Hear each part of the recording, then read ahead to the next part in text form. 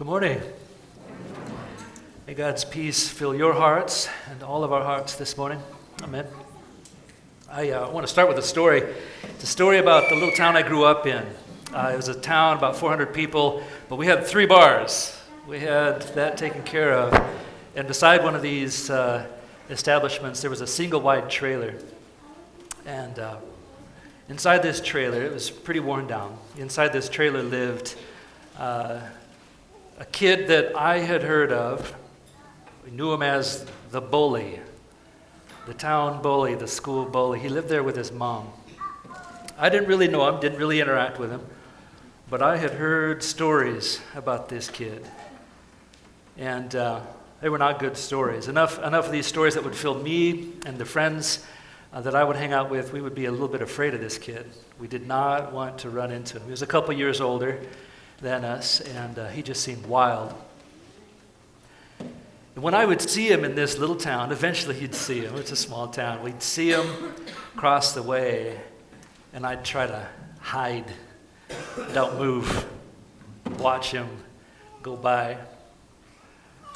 But one day, I was out in my mother's front yard, and I saw this kid riding his bicycle down our road, and there was nowhere to hide. I saw him coming, and as he rode by, our eyes connected. He saw me, and I was scared. Here I was, gentle Ben. Here was this bully coming my direction. We made eye contact, and he kept riding by, and I thought, oh, good. Okay, we don't have to worry about this. But then he stopped. He stopped his bike, and he got off his bike, and he started to walk back my direction, and he hollered out a word. And I didn't understand what he said, but as he was walking toward me, my body just started to get rigid. My fists started to get tight.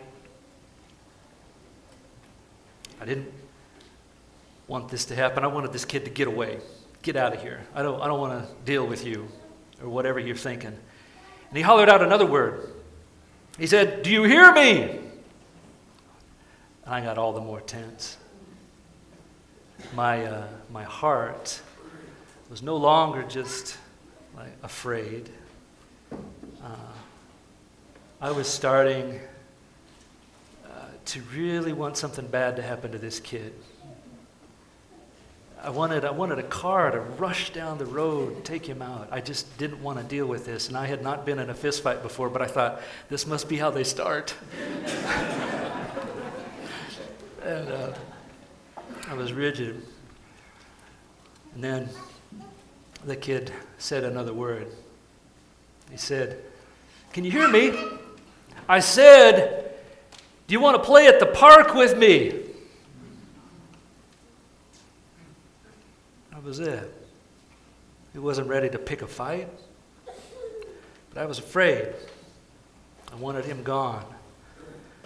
That day, my fear, my anger, as I got rigid, it did not produce life, and it certainly didn't produce love.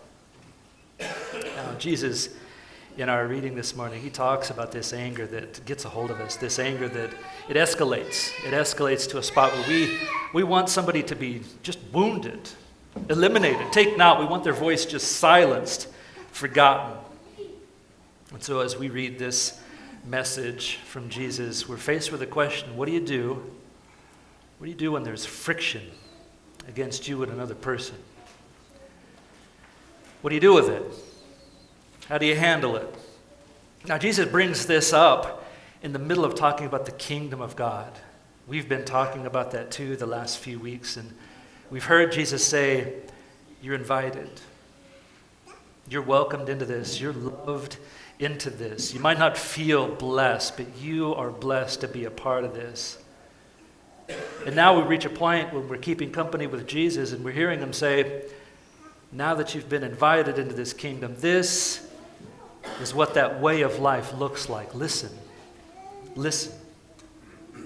And Jesus said, you've heard it said, don't murder. No doubt you heard that too sometime in your childhood. Don't kill anyone.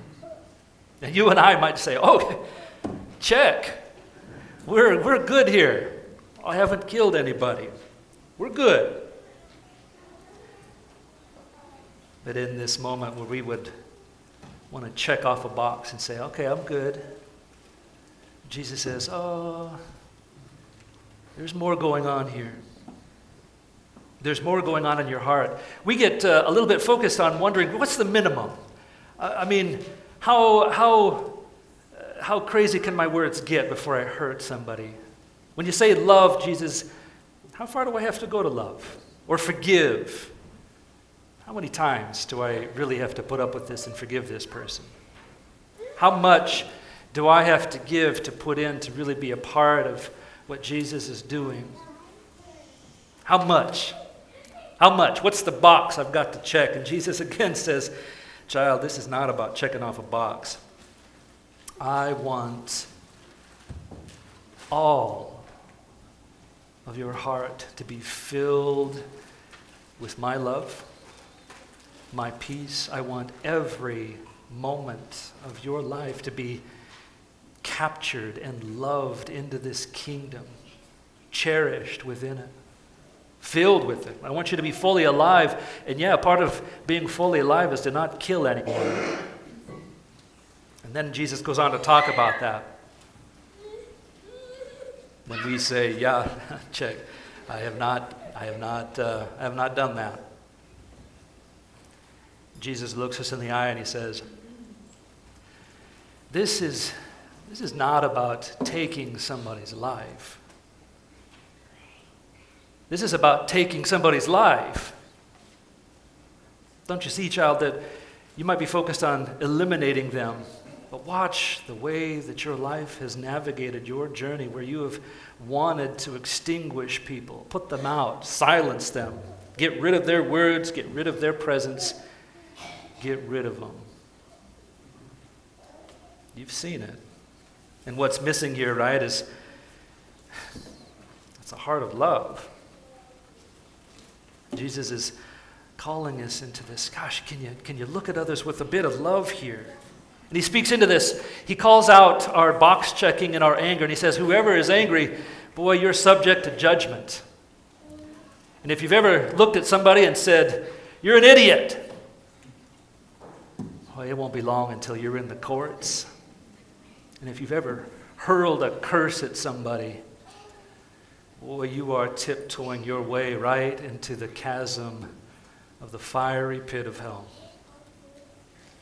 Wake up, Jesus says. And you've seen this emotion, haven't you? You have felt it. You've seen it in your families. You've seen it at home, in the workplace, in the schools. You have seen it. Sometimes it's something you feel come at you, where somebody hurls an insult your direction, and you feel it. You feel them trying to diminish your life. And other times you will recall it. You remember when you've tried to diminish someone else. You've said a word. You've given a very cold posture. You wanted them gone for good. Now Jesus, he looks at us and he says, come out of that dumpster fire. Get out of that dumpster fire. I've got something better for you. And that's what's going on inside of our hearts when we let this anger grow and grow and grow, and we feed it with these insults. It creates a fire in your heart that rages out of control. Words and emotions build on more of the same. You burn, you burn, you burn. And little by little, you become less you. You become less living. Gosh, you even become a little less human as you're burned up.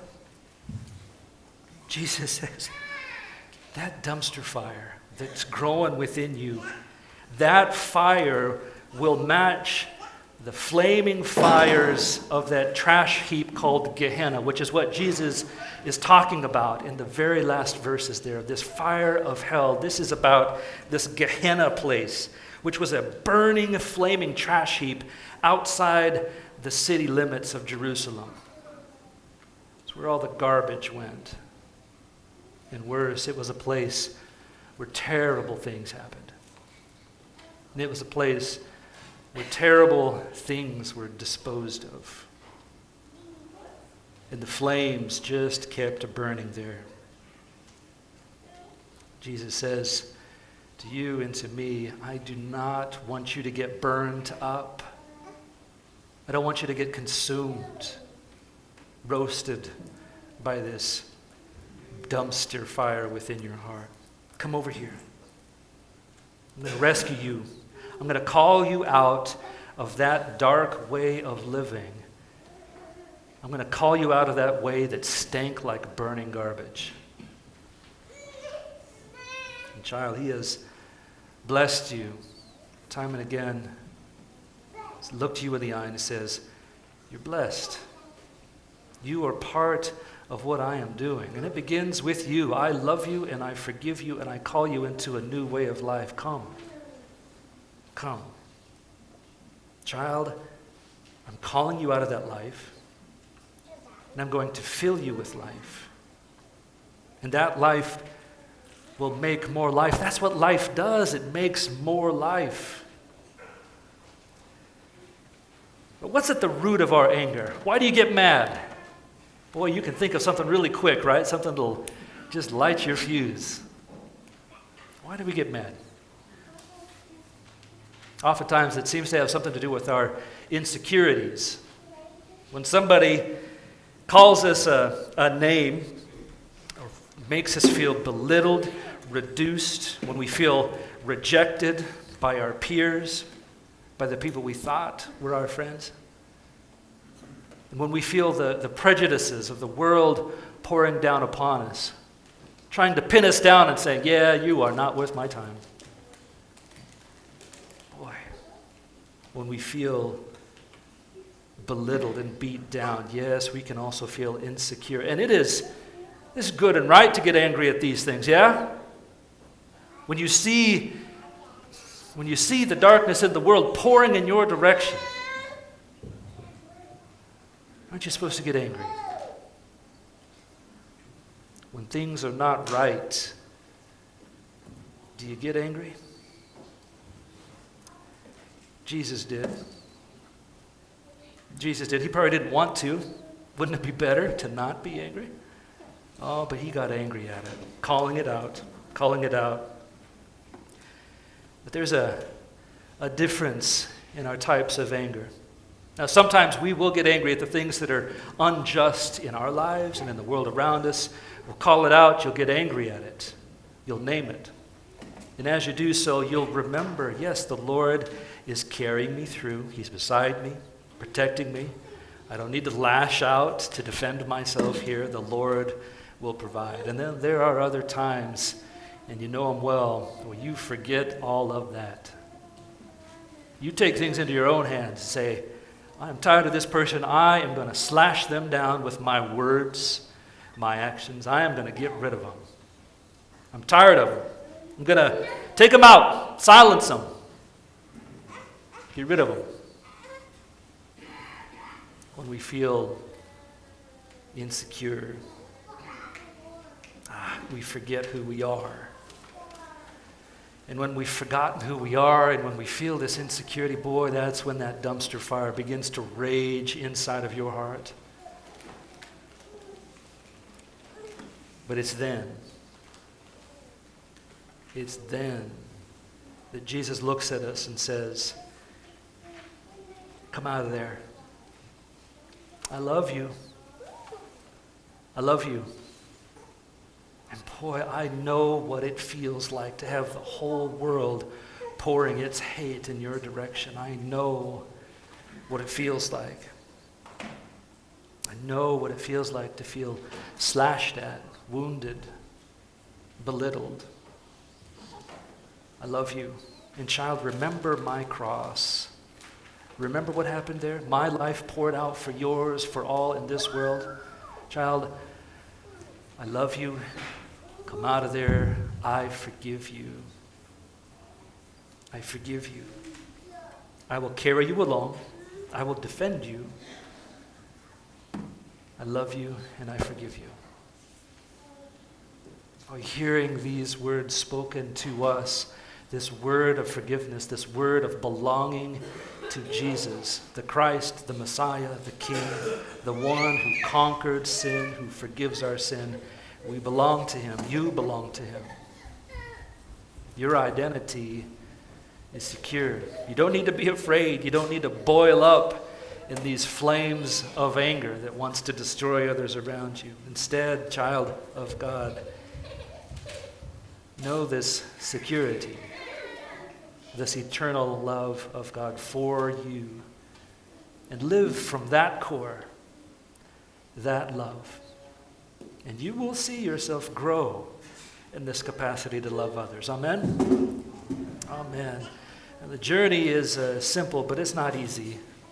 So may God bless you and fill your hearts with peace as you engage this kingdom and the relationships that you're called to live into in the week ahead. Amen. Now is the time where we gather our tithes and our offerings, also recalling the times where we might need to leave this place. Maybe not right now, but sooner or later in this day to make amends. But here we are. We say thank you to the Lord, and we participate together in this community with the mission he's called us. We gather our offering.